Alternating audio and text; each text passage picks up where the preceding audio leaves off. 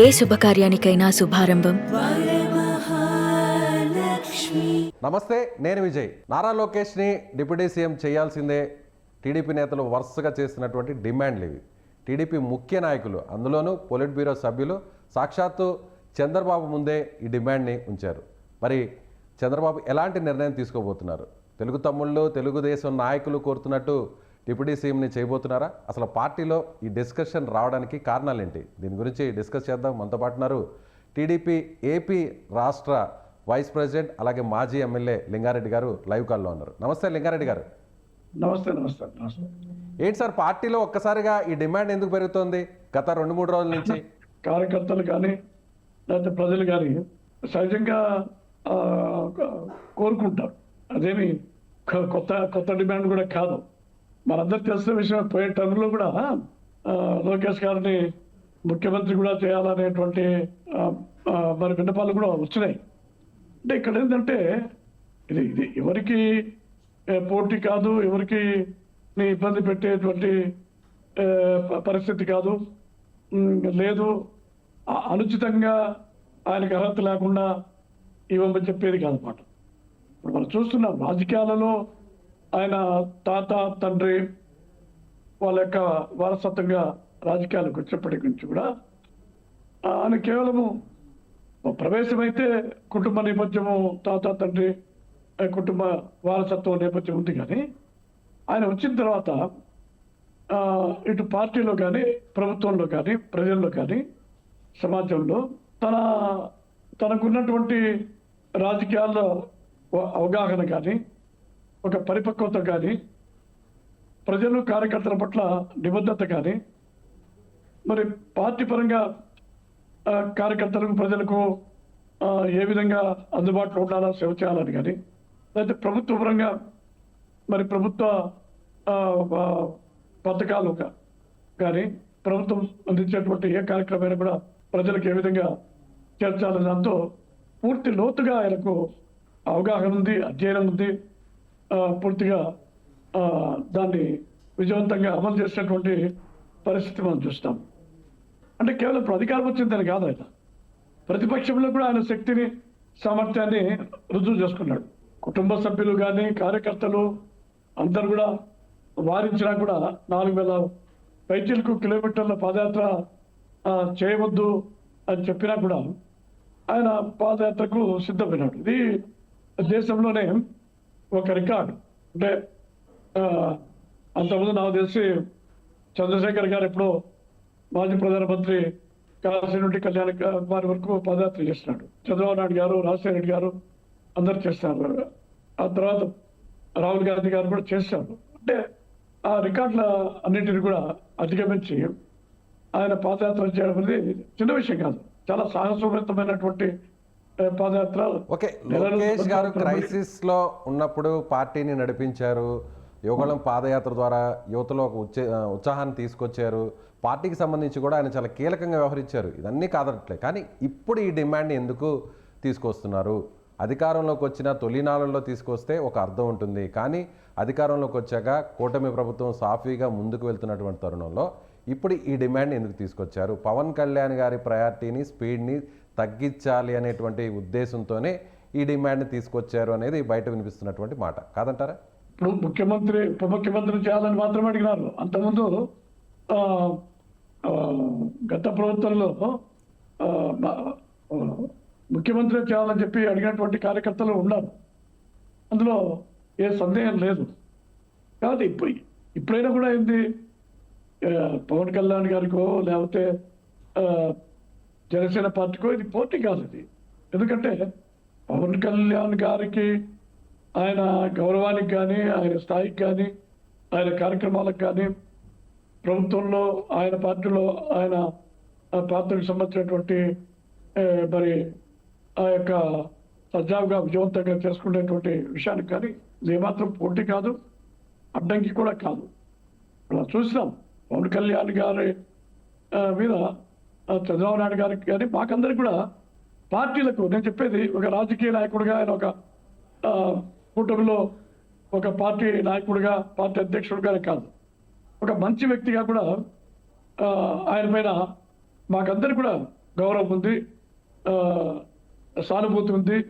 తర్వాత ఆయనకు సంచితంగా స్థానం ఇవ్వాలా, ఆయనకే కాదు ఆయన దగ్గర ఉండేటువంటి ముఖ్య నాయకులకు, కార్యకర్తలకు, ఎమ్మెల్యేలకు, ఎంపీలకు, ఇతర ముఖ్య నాయకులు కూడా ఇవ్వాలని చెప్పి అందరికీ ఉంది.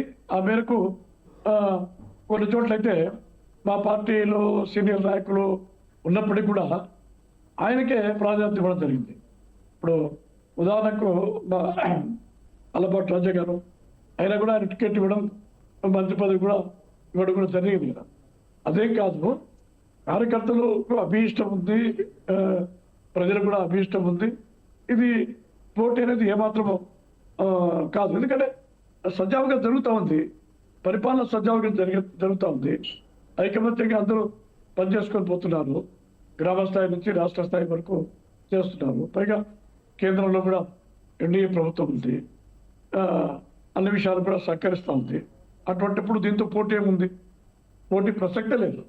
ఇది పవన్ కళ్యాణ్ గారిని గతంలో మనం చూసాం. లింగారెడ్డి గారు గతంలో వైసీపీ ప్రభుత్వంలో ఏకంగా 5 మందికి డిప్యూటీ సీఎం పోస్టులు ఇచ్చారు.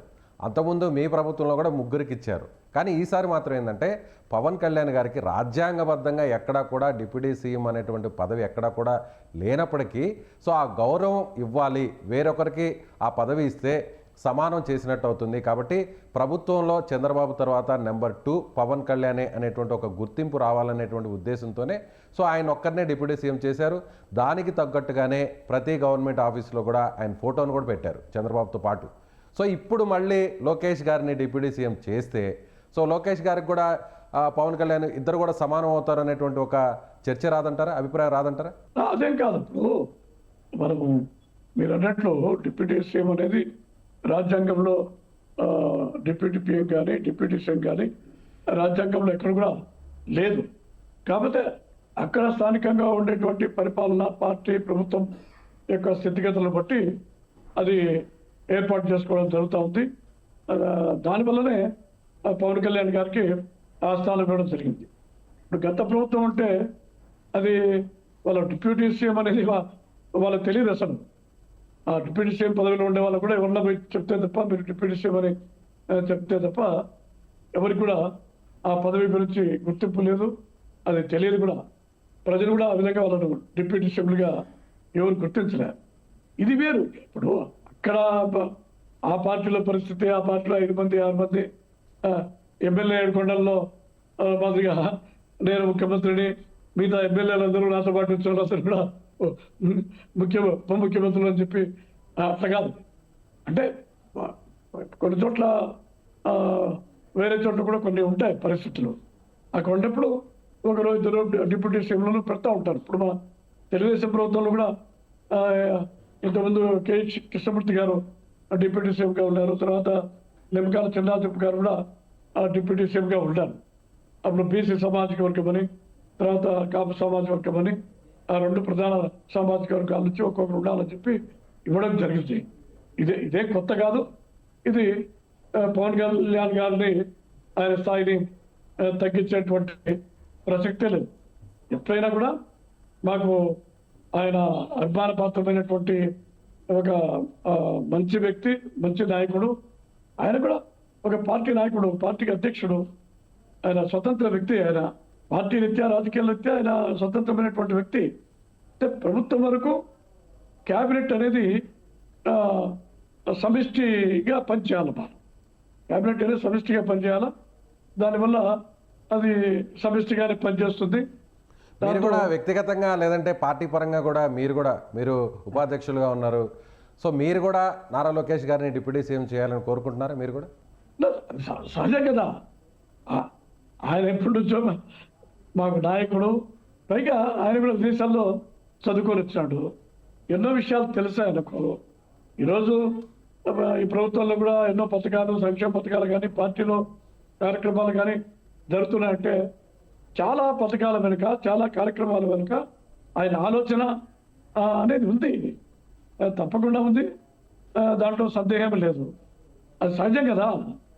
మా పార్టీ నాయకుడిగా, ఒక ఉన్నతమైనటువంటి విద్యావంతుడిగా, అనుభవం కూడా ఉంది. ఆయన వయసుకు మించినటువంటి అనుభవం, వయసుకు మించినటువంటి మరి కష్టాలు ఎదుర్కొనేటువంటి చరిత్ర ఉంది కాబట్టి సహజంగా కోరుకుంటాం.